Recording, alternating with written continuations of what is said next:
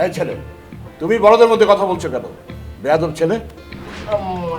বে সাহেব, ও কিন্তু আমার একমাত্র মেয়ের জামাই। ওর সাথে এরকম খারাপ ভাবে কথা বলবেন না। বললে কি হবে? বললে বিয়েটা একেবারে ভেঙে দিব। ও, আর আমরা তো এখানে চুপচাপ দাঁড়িয়ে থাকবো। আমরা বিয়ে ভেঙে দিব। আমার বউকে ধমক দিচ্ছেন আপনি? ধমক দেওয়ার কাজ করলে ধমক দেবো না আমি। আমরাও দেখে নিব। কি দেখবে? এই বিয়ে হয়। আমরা দেখবো কিভাবে এই বিয়ে হয়। ওকে ওকে ওকে, সবাই ঠান্ডা হন।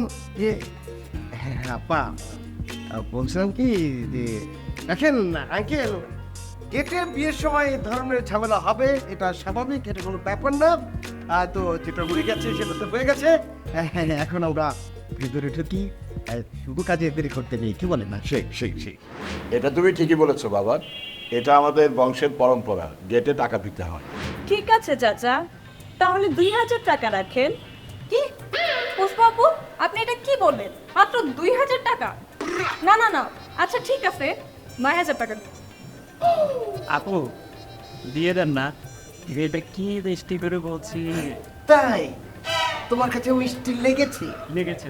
তাহলে টাকাটা তোমার পকেট থেকে দিয়ে দাও, তোমারই তো বন্ধুর বিয়ে, দাও তো। ঠিক আছে, আপনারা যা ভালো মনে করেন করেন। হ্যাঁ